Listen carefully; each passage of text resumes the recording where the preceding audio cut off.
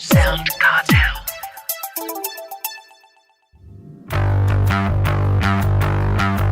News and big announcements in the world of podcasting have never been more prevalent than the last few months.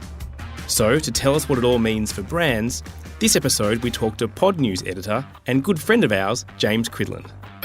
So if you're looking for people, as I think that any brand really should be, then Spotify is probably an important place to be in. It accounts for, I calculate, 30% of all downloads. Apple is accounting for 40% of all downloads, so it's relatively close. It's a brave brand owner who ignores Spotify and just focuses on Apple Podcasts. I'm Nick Schildberger, Managing Director of audio agency Sound Cartel, and this is Podcasting Essentials.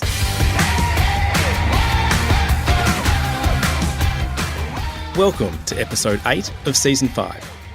And joining me is producer and co-host Nicole Goodman. Hello there, Nick. So good to be back for another episode.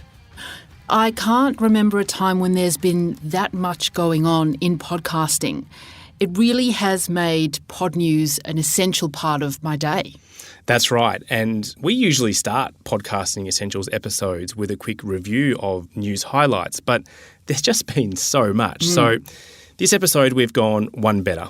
To summarise the essential things going on and what it all means for us, we're joined by the editor of podnews.net and radio futurologist, James Cridland. G'day, James. Thanks for joining us again on Podcasting Essentials. Hi, James. So good to have you back on the show. It's a great pleasure to be back. Thank you for asking. And the reason I say g'day is because you are now officially an Australian citizen. Congratulations. Well done, James. You did it. It's truth. Yes, it's all very exciting. I now have 2 passports I can't do anything with. That's great. One day. Yeah. But welcome anyway. Now, before we get to all the latest podcasting news, early in June you were on stage in Sydney performing the MC role at Podcast Day 24, which was a 24-hour international podcast conference. It started in Sydney with an in-live person version and then moved to the UK and North America for virtual versions. I bet you very much enjoyed being back in your natural habitat on a stage in front of real people, James. It was great. It was very weird being in a room with lots of different people, and yes, and some people were even shaking hands, which is not right. Not right. So I was doing the whole fist bumps thing. But it was a really good day. And one of the things that I think really came out of that day was just the maturity of the Australian podcast industry. And I think it's a tremendous credit that we could hold our head up in front of the rest of the world's podcasting industry and have just small Australia with our 20x number of people who live here in comparison to all of Europe and all of the US. So it was really good to have so many great people speaking, including both of you guys. Yes, it was a pleasure to be there, unfortunately only on the screen, because at that point we were in lockdown in Melbourne and couldn't make it to the beautiful venue in Sydney. Indeed. Next year. But next year, yes. If we do it next year, then that's an absolute certainty. It'd be great to see you. Yeah. Were there any particular themes or takeaways that came out of the full day of international speakers?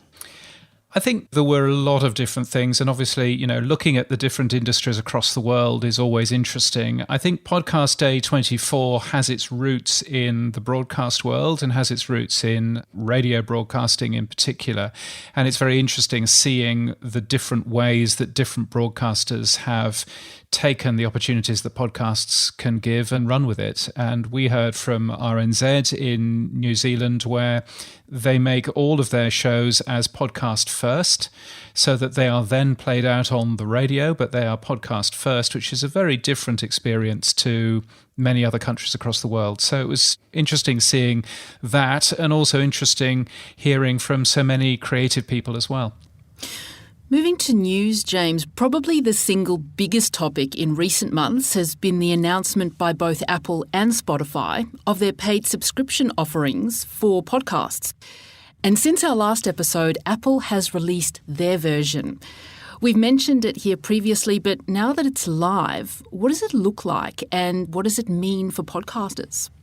Well, it looks very smart and very Apple-y, and it's all over the Apple Podcasts app, as you would kind of expect, because for the first time, Apple is actually making money out of podcasting, which is really good for them. And I have to say, I've looked at it and I think Apple have done a great job. I'm not the world's biggest fan of Apple, but I think Apple have done a great job here. They have pulled something together that works for the majority of podcasters, for the majority of publishers, and it works in terms of both networks and individual shows. It works in terms of the way that you want to charge people and all of that. I think it's a very smart and well thought out tool. And I think one of the clever things about it is the channels idea of being able to have a channel that you can charge for if you want to, but that's a channel that combines lots of different podcasts from one particular podcaster. So there's a channel on there called Podcast Industry News, which has both Pod News and Podland, which are the two podcasts that I do as one example. And I think that that obviously has some real advantages in terms of other people finding great shows to have a listen to. Now, obviously, the battle between Apple and Spotify has never been hotter, but who's actually bigger? So, in other words, which is getting the most downloads? Obviously, a metric that brands planning their distribution and amplification strategies really rely on. Yes, and I would say that they shouldn't be. I would say that they should be focusing on people, first of all, not on downloads. Downloads is very different. If you have a look at people, the most popular way of finding a podcast with a very loose definition of the word podcast is Spotify is number one and Apple is number two. If you look at downloads, it's the other way round. And actually, Apple, because people using Apple Podcasts are listening to more podcasts, they typically mean more downloads at the end of the day. So if you're looking for people, as I think that any brand really should be, then Spotify is probably an important place to be in. It accounts for, I calculate, 30% of all downloads. Apple is accounting for 40% of all downloads, so it's relatively close. It's a little bit different here in Australia, where Apple has a bit more of the market, according to the Australian podcast ranker, certainly. But I think Spotify is worthwhile having a look at, and I think it's a brave brand owner who ignores Spotify and just focuses on Apple Podcasts. Although when it comes to choosing a subscription version of your podcast, that's where the choice becomes a little bit more complicated, because if you do it through Apple, it will only be on Apple. And if you want it to go broader, then you might need to do it through Spotify separately. So do you have an opinion on what's the best strategy there? Well, Spotify, as far as I'm aware, is US only in terms of paid for subscriptions. If you're a brand, you shouldn't be doing paid for subscriptions anyway, for a start. True. Unless you're really sure about what it is that you're actually doing. But I think what you can do, and this again is one of the nice things that Apple has done, is that they aren't asking for exclusivity. They're asking for price parity on their platform, but they're not asking for exclusivity. So if you want to, you can have a paid for channel on Apple and charge the same amount of money for it on Patreon or on your own app or anything else. And I think that's the clever way of doing things. I suspect that Apple is going to launch the Apple Podcasts app for Android. It would kind of make sense. They've launched Apple Music for Android. They've launched a bunch of other services. I think FaceTime is coming soon as well. So my guess is that that's going to happen relatively quickly. So that'll catch the other 45% of Australians who use Android phones. But I think making sure that you're not just in Apple's platform is probably an important thing. Now, having said all of that about Apple and Spotify dominating podcast downloads, why does YouTube often appear in surveys as the number one destination for podcast consumption? How is that possible? Well, it all depends on what a podcast is, doesn't it? If you talk to somebody technical, if you talk to someone like Adam Curry or Dave Weiner, then they will tell you that a podcast is an audio file, probably in MP3 format, without DRM, available for download, and it comes via an RSS feed in an enclosure tag and all of that kind of stuff. And that's lovely. And that's a technical answer for what a podcast is. When you ask human beings, though, then a human being will turn around and say it's on-demand audio. It's a bit like a radio show, but it's on demand. And if you think of it that way, then there's an awful lot of podcast consumption, on-demand audio, which is consumed on YouTube.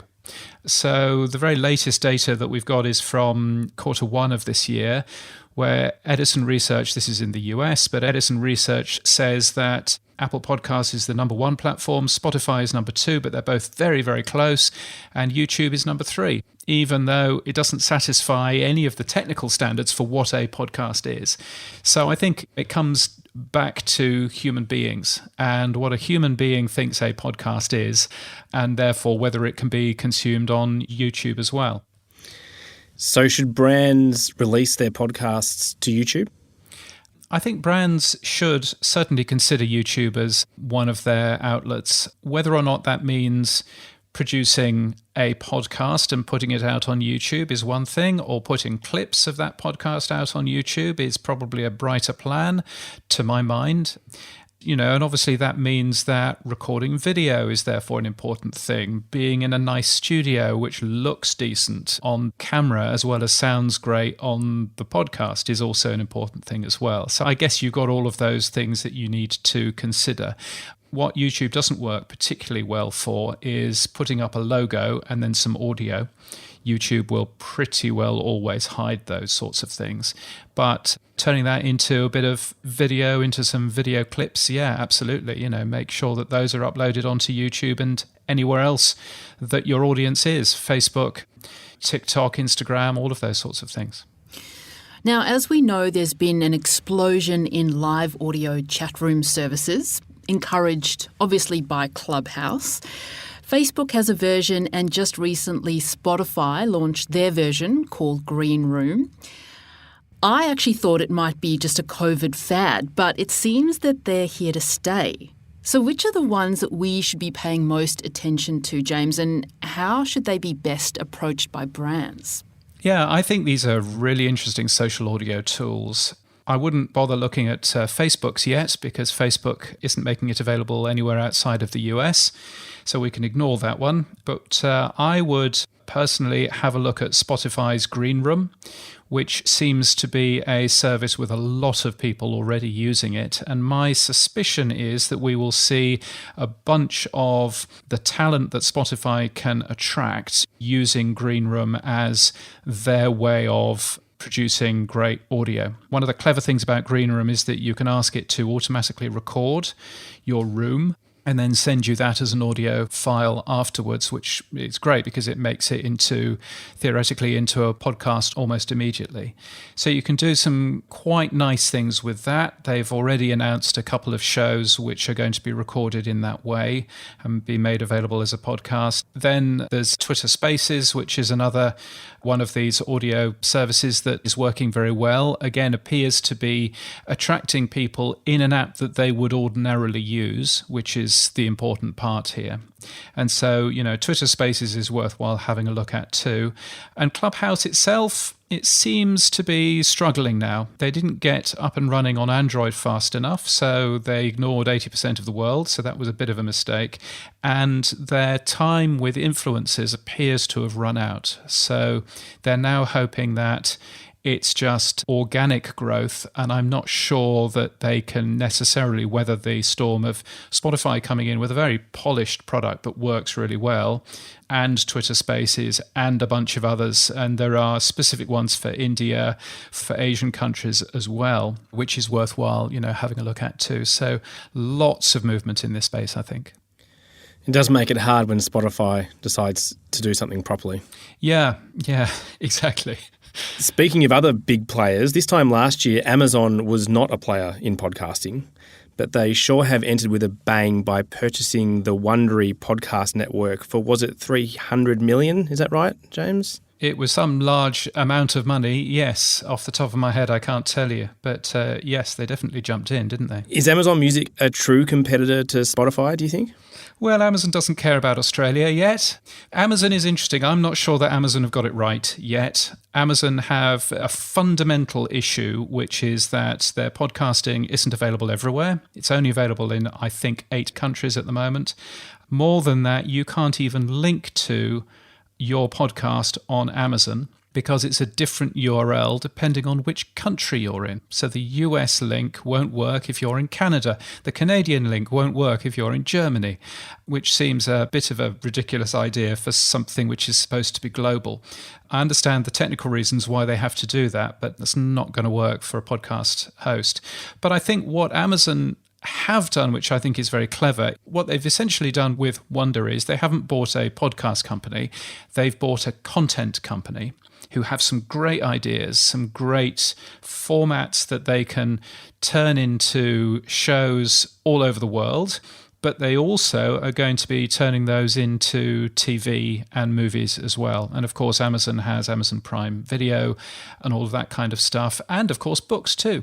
So, you only have to look at Ear Hustle, for example, which will have a new book out at the end of the year, or a very famous podcast. Similarly, 99% Invisible has a book out. That plays into Amazon's strengths, as well as obviously some of Wondery's shows have already been made into TV shows. So I think that's probably the reason behind Amazon's purchase. There is another story that I feel like has Fire Festival written all over it, James, and that is the story around podcast platform Himalaya that made a huge entrance into the market in 2019, claiming a $100 million investment from the huge Chinese audio company Himalaya. But was it all just BS? I mean, that's the claim. What's going on? Yeah, this was a story that, I started working on in January, actually, and realized that this was a story that I did not have the legal understanding to cover. And so fed a bit of information to The Verge, which has put a great story together called The Podcasting Hype House from Hell. It's an unbelievable story. I couldn't stop reading it. It is. It's incredible. It's like The Wolf on Wall Street. Yes. It's basically like that, but for podcasting. The subtitle of the story is What Was Intended to Be a Schmoozy Haven for Creators Turned into a Perplexing World of Cocaine, Dog Poo and Unpaid Bills. Yes. That, I think, says quite a lot of what this story is all about. But it's probably more about Peter Vincer, who was the CEO of Himalaya, who then moved to run something called High Studios, which is now called Notorious, which is a podcast publisher which is, depending on who you listen to, an amazingly good podcast publisher and is brilliant, or is a podcast publisher who is spending all of its money on drugs. Who knows? But it's a fascinating story. I guess any large growing industry will always have one of these stories about people who have perhaps grabbed a bit of the VC money that's dripping around and not necessarily spent it on what you thought that they had spent it on. And there will always be smoke and mirrors around some of the stories that we hear. But yeah, it's well worth a read. I'm sure that will become an interesting movie one day. I was going to say, when will Wondery produce the podcast and Amazon the movie? Absolutely. Yeah, maybe Himalaya should be producing the podcast, who knows?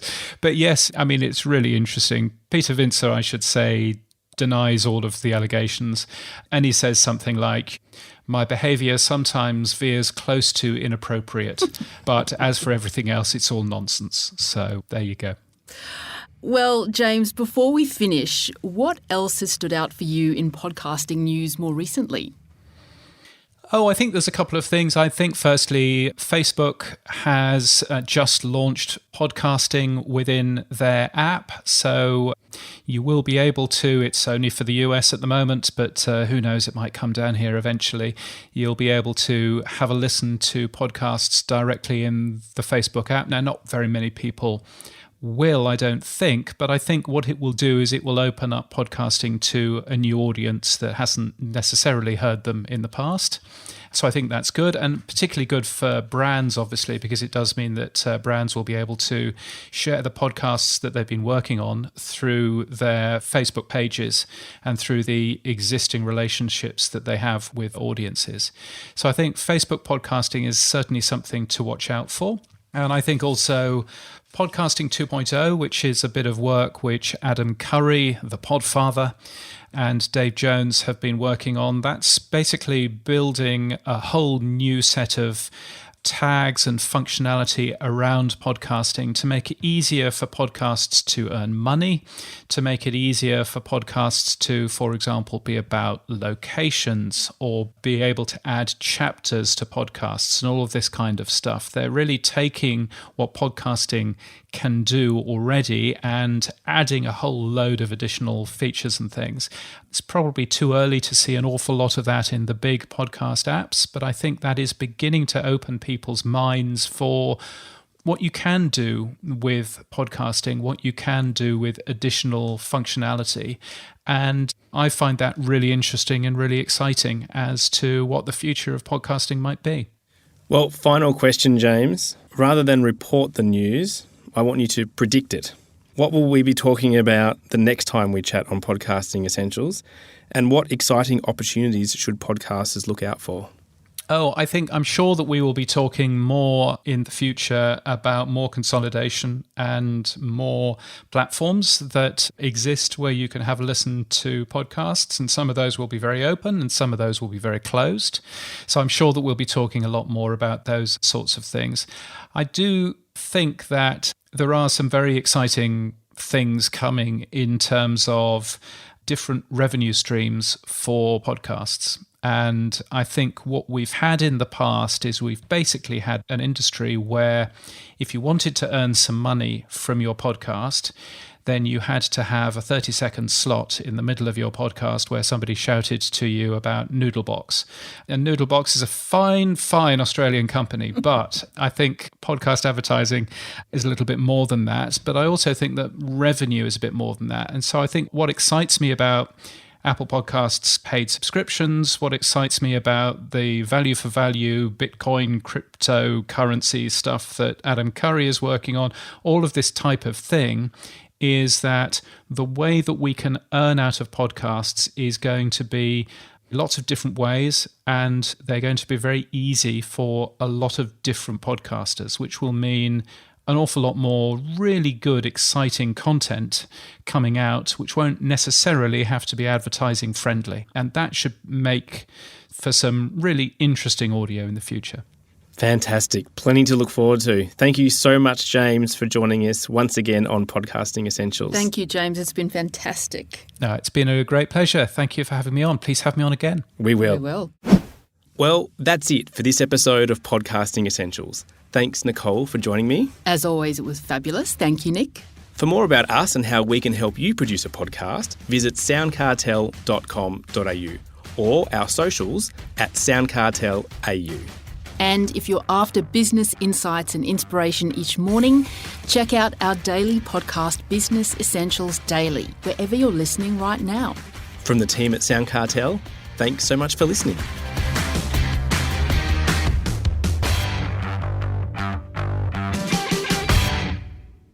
Sound Cartel.